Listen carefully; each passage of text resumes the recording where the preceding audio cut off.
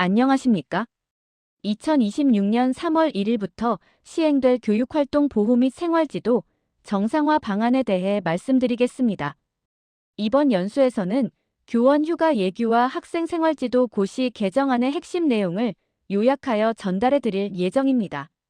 예규는 행정 업무의 세부 기준을, 고시는 법령의 내용을 구체적으로 알리는 것을 의미합니다. 변화된 내용들을 함께 살펴보겠습니다. 교권 보호와 교실 질서 확립을 위한 두 가지 큰 변화가 있습니다. 먼저, 교원 휴가 예규는 선생님들의 형평성을 높이고 보호를 강화하는 데 중점을 두었습니다. 지각이나 조퇴 시 사유를 기재할 필요가 없어져 개인정보가 보호되고 범죄 피해 교원에 대한 특별 휴가가 5일 더 확대됩니다. 다음으로 학생 생활지도 고시는 선생님들의 권한과 책무를 명확히 했습니다. 스마트 기기 사용 제한에 대한 법적 근거가 마련되었고, 긴급 상황 시 물리적 제지 및 학생 분리 절차가 구체화되었습니다. 또한 개별 학생 교육 지원이라는 새로운 개념이 도입되어 위기 학생들을 더욱 체계적으로 지원할 수 있게 됩니다. 먼저, 교원 복무의 형평성을 높이는 부분입니다. 지각이나 조퇴, 외출 시 사유를 기재하지 않아도 됩니다. 현행에서는 구체적인 사유를 반드시 기재하고 학교장 승인을 받아야 했지만 개정안에서는 사유 기재가 불필요하게 됩니다. 다만 수업 등 교육 활동에 지장이 없다고 소속 학교의 장이 인정하는 경우에 한해서입니다. 이는 다른 국가 공무원과의 형평성을 맞추고 선생님들의 과도한 개인정보 침해를 방지하고자 하는 목적이 있습니다. 이미 2023년 12월 14일부터 국가공무원 복무규정 개정 사항이 반영되어 시행 중입니다. 다음은 피해 교원을 위한 보호를 더욱 두텁게 하는 내용입니다. 특정 범죄로 피해를 입은 선생님들을 위한 특별휴가가 기존 외에 5일 추가로 부여됩니다. 적용 대상은 형법상 상해나 폭행, 그리고 성폭력 범죄의 처벌 등에 관한 특례법 위반으로 피해를 입은 경우입니다. 이 조치는 피해 교원들이 심리적, 신체적으로 회복할 수 있도록 지원을 강화하고 더욱 두텁게 보호하기 위한 것입니다. 디지털 교실 환경의 변화에 발맞춰 스마트 기기 사용 제한이 명문화됩니다. 기존에는 휴대전화에 한정되었던 사용 제한 권한이 이제 스마트 기기 전반으로 확대됩니다. 수업 중에 스마트 기기를 사용하거나 허가받지 않은 기기를 소지하고 있을 경우 단계별 조치가 이루어집니다. 1차 위반 시에는 주의를 주고 2차 위반 시에는 사용 및 소지를 제한하며 보관하는 조치가 가능합니다. 이는 초중등교육법 제20조 2호에 따라 다른 법령보다 우선 적용되는 법적 근거를 가지고 있습니다. 긴급 상황 시 선생님들이 물리적 제지를 할 수 있는 근거도 마련되었습니다. 학생이 자신이나 다른 사람의 생명, 신체에 위험을 가하거나 재산에 중대한 손해를 입힐 우려가 있는 긴급 상황이 발생했을 때 물리적 제지를 시행할 수 있습니다. 이때 주변 교직원에게 도움을 요청하거나 다른 학생들에게 신고를 요청할 수도 있습니다.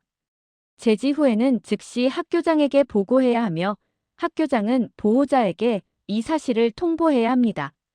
이 내용은 초중등교육법 제12조 제4항 및 제5항에 명시되어 있습니다. 수업 방해 학생에 대한 체계적인 분리 조치도 마련되었습니다.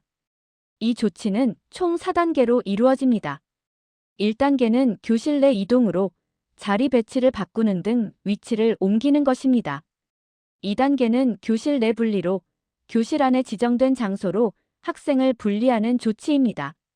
3단계는 교실 밖 분리로 수업 시간 중 교실 밖에 지정된 장소로 학생을 분리하는 것입니다. 마지막 4단계는 정규 수업 외 분리로 방과 후 학교 내 지정된 장소에서 분리하는 조치입니다. 이러한 분리 조치를 위해서는 학칙의 분리 장소, 시간, 그리고 분리된 학생에 대한 학습 지원 방법을 필수로 반영해야 합니다. 이 내용은 초중등교육법 제18조 및 동법 시행령 제31조에 근거합니다. 정서행동 위기 학생들을 위한 개별학생 교육 지원 개념이 도입됩니다. 개별학생 교육 지원은 법 제20조 2사에 따라 선생님들이 학생을 지도하는 행위로 필요한 경우 전문가 검사, 상담, 치료를 권고할 수 있습니다. 만약 분리 조치를 거부하거나 하루에 2번 이상 지속적으로 수업을 방해하는 경우 가정학습 조치를 할 수 있습니다. 이때 보호자에게 학생 인계를 요청하고 가정학습을 실시하며 이 기간은 출석으로 인정됩니다. 이는 위기 학생들을 위한 체계적인 지원과 더불어 교육활동 보호를 위한 방안입니다. 생활지도 불응에 대한 조치도 강화됩니다. 선생님의 정당한 생활지도나 앞서 말씀드린 개별학생 교육 지원에 대해 학생이나 보호자가 불응하거나 방해하는 경우 이는 교육활동 침해 행위로 간주됩니다. 이러한 침해 행위에 대해서는 선생님들이 징계를 요청할 수 있는 권한이 행사될 수 있습니다. 다만 학생이나 보호자는 이에 제기권을 가지며 14일 이내에 학교장에게 이의를 제기할 수 있습니다. 이는 초중등교육법 시행령 제31조 2 등에 근거한 것입니다. 시행 로드맵 및 경과 조치에 대해 안내드립니다. 모든 개정안은 2026년 3월 1일부터 시행될 예정입니다. 다만 학교 현장의 혼란을 최소화하기 위해 경과 조치 기간을 두었습니다. 학칙이 아직 정비되지 않은 경우에도 학교의 장이 정하는 바에 따라 우선 시행이 가능합니다. 모든 학교는 2026년 8월 31일까지 학칙 정비를 완료해야 합니다. 이 날짜는 학칙 정비 기한으로 정해져 있습니다.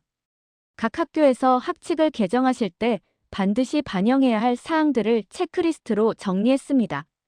첫째, 스마트 기기의 경우 관리할 기기의 구체적인 종류와 사용 제한 기준을 학칙에 명시해야 합니다. 둘째, 학생 분리에 대해서는 교실 내외 분리 장소, 시간, 그리고 분리된 학생에 대한 학습 지원 방법을 구체적으로 포함해야 합니다. 셋째, 개별학생 교육 지원은 지원의 구체적인 시행 장소, 시간 및 방법을 정해야 합니다. 마지막으로 사용 금지 물품 등 기타 학칙으로 소지 사용을 금지할 물품 목록을 명확히 해야 합니다. 이 모든 학칙 개정은 2026년 8월 31일까지 완료되어야 합니다. 이번 교육활동 보호 및 생활지도 정상화 방안은 더 나은 교육을 위한 약속입니다. 선생님들의 교권 존중, 학생들의 학습권 보호, 그리고 이를 통한 공교육 정상화라는 3가지 큰 목표를 가지고 있습니다. 2026년 3월부터는 선생님은 가르침에 집중하고 학생은 안전하게 배우는 교실이 시작될 것입니다. 우리 모두가 염원하는 건강하고 행복한 학교를 만드는데 이 방안이 큰 역할을 할 것이라고 기대합니다.